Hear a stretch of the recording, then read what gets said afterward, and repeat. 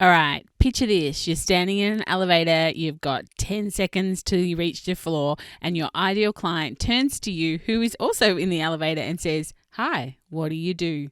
What do you say to the big question of, "Hi, what do you do?" That's what we're talking about on the podcast on episode 89 today. Hey, welcome to the Small Business Made Simple podcast, brought to you by socialmediaandmarketing.com.au. Being in business is never easy, but it can be simple, or at least simpler.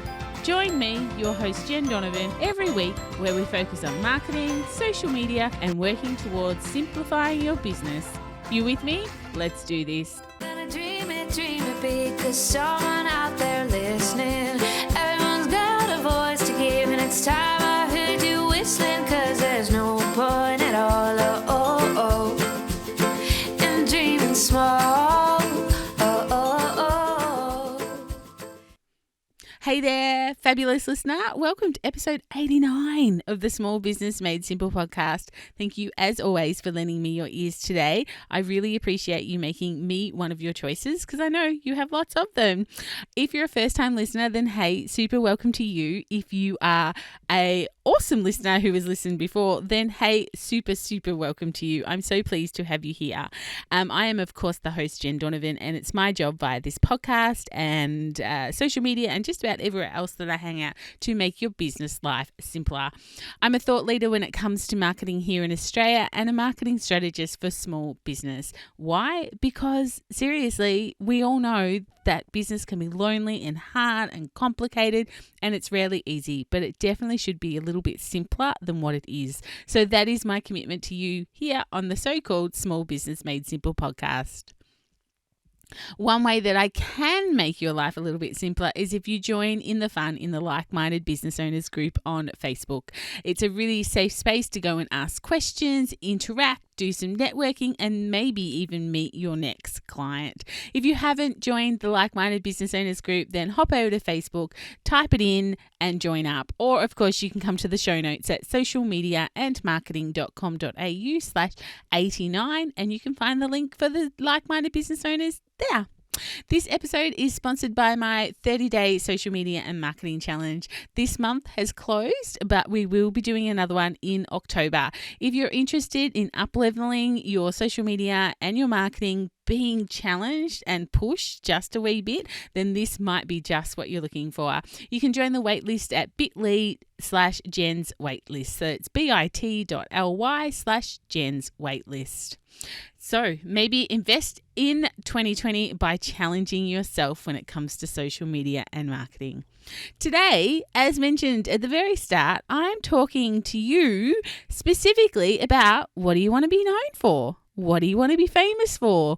How do you articulate in a few seconds or a few words your elevator pitch?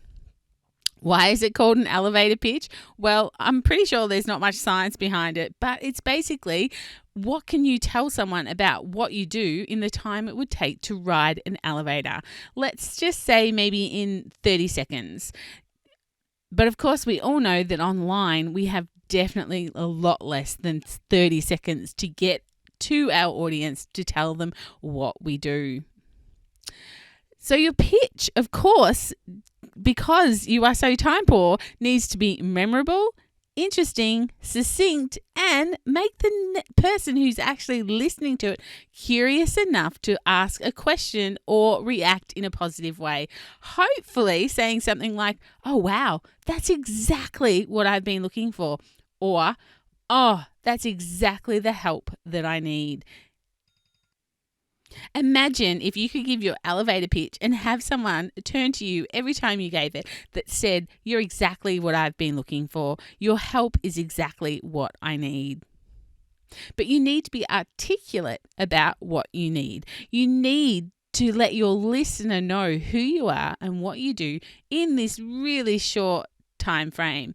And it's definitely an art form, but of course it's the art form that we are talking about on the podcast today. So just before we jump in though, I did want to let you know that episode 4 of the Small Business Made Simple podcast is all about what you want to be famous for. If you're having a little bit of trouble knowing your expertise, then I highly recommend that you head back to episode 4 of the Small Business Made Simple podcast and do the little exercise that's in there, which will really help you get this bit right. Because if you don't know what you do or who you do it for or what you want to be famous for, then how do you expect your customers to know as well? Because remember, a confused buyer never buys. All right, so back to the elevator pitch. Let's dig in a little bit deeper. We have to make it brief. We've already covered this. 30 seconds in an elevator, maximum. Online, so much shorter than this. Maybe 6 seconds, 4 seconds, 3 seconds to get the attention of someone online. So it must be brief. It must be persuasive. Make it short, but it needs to be punchy and compelling enough to spark that interest in the reader or the listener. Like I said before, you want to get a reaction. You want the question of, tell me more. You're exactly what I've been looking for. You're exactly what I need. That's the reaction we're looking for. You've got to share a little bit about yourself, who you are and what you do.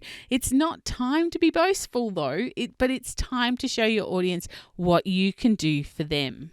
This isn't going to come to you straight away, and when you've got it, you probably haven't got it. You need to practice and you need to be flexible in your approach to elevator pitch. Because remember who your audience is. Every time you do this pitch, you need to think, who is my audience?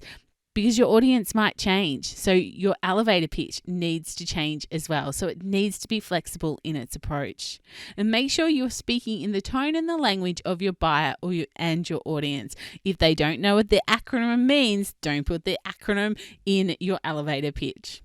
Mention your goal or the goal you have for your audience or the buyer. Think, out of all the people who do what I do, why should they choose me? Answer that question in your elevator pitch. Don't speak too fast.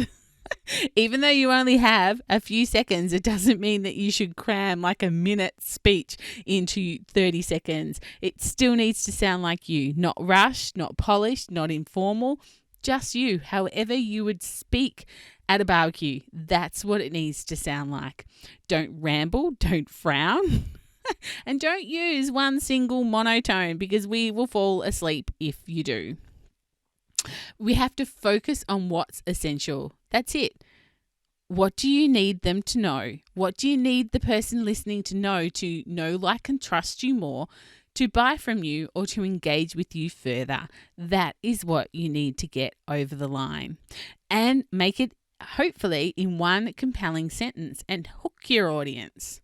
Google's elevator pitch that got them their very first big investor was, Google organizes the world's information and makes it universally accessible. What do you do? That. Want to know more? Yeah. Curiosity is going to kill the cat here. I want to know more. Apple in 2001, carry 1,000 songs around in your top pocket. Curious? Heck yeah. The Hollywood pitch we all know so well. A police chief with a phobia of open water battles a gigantic shark with an appetite for swimmers and boat captains, in spite of a greedy town council who demands that the beach stays open. In this small elevator pitch, we have the hero, the villain, his weakness, the conflict, the hurdle, all rolled into one short sentence. And you know what the movie is, right? Yeah, we all know what the movie is. It's Jaws, of course. I might add, though, I've never actually watched the movie in full. Water and I don't get along, except, of course, my bath. I love my bath. But yeah, I'm not very good in water. But that's a story for another podcast. Okay, you're on an elevator. Your ideal client is in that elevator with you and turns to you and says, so what do you do? What do you say? I help small business owners make marketing a priority so that they can earn what they deserve and make a bigger difference in the world without burning out in the process. That's mine. You know who I help? Small business owners. How do I help them? By making them see that marketing needs to be a priority in their business. The outcome for my client, so they can earn what they're worth and make a bigger difference in the world. What's their pain I'm taking away? That I can help them do this without burning out in the process. Curious? You want to know how to earn what you deserve without burning out? Well, I hope so. Otherwise, my elevator pitch sucks and I'm going to have to revamp it. Here's another example. Hi, I'm Sally Smith, a virtual marketer who helps small business owners get more done in less time to earn more profits. I'm currently taking on new clients. What business activity do you dislike doing the most? So she's ended with a sentence. If someone asks you a sentence, you're bound to answer. It's exactly like when someone says, "Hi, how are you?" You're bound to answer how you are. You almost always respond. So if your elevator pitch ends with a question, you are more than likely to answer it. Okay, so now it's your turn. Give it a go. Answer the question, what do you do? And then answer it again. And then again, until it's short enough to be punchy and create curiosity in the listener. It may come quickly, it may take a long time, and that's okay. These are things that are work in progress. But the most important part, of course, is that you're actually thinking about it. I would really love if you headed into the Like-Minded Business Owners group on Facebook and put your elevator pitch in there. It's a safe space and maybe get some feedback. But remember, you only get to use it when people ask. Some things are best thought, never said. So it's not something that you say on the phone when no one's asked you, what do you do? Or if you're just standing in an elevator. So now go do some homework. Work on your elevator pitch.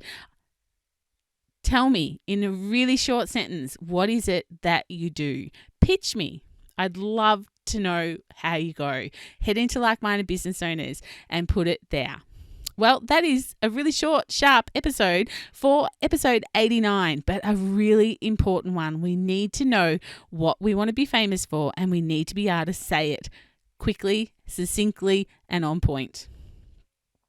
As mentioned at the start of this podcast, this episode was brought to you by my 30-day social media and marketing challenge. So if you want to go on the waitlist for that, go to bit.ly/Jen's waitlist. If you've got any questions, more than happy to answer them inside the Like-Minded Business Owners group, or of course you can send me a DM on Instagram. I will of course be back next Thursday with another great episode to help you simplify your business in 2020. If you're enjoying this podcast, then please click the subscribe button, and you might even leave a rating and review if you've got a spare 2 minutes in your day. I will, of course, see you back next Thursday on the podcast for episode 90. Oh my goodness, 10 to go till I hit 100. What am I going to do for my 100th episode? That is something that is rattling around inside my ant brain right now. But in the meantime, let's hang out and get social on social. You'll find me at Instagram, on Instagram. You'll find me on Instagram, Facebook, and of course in LinkedIn. On LinkedIn. Whatever you do, my small business peeps, remember, as my opening song says, there is no point in dreaming small. Tell it like you feel it, say it proud, be true, and let us see you for the star that you are. No point in dreaming small.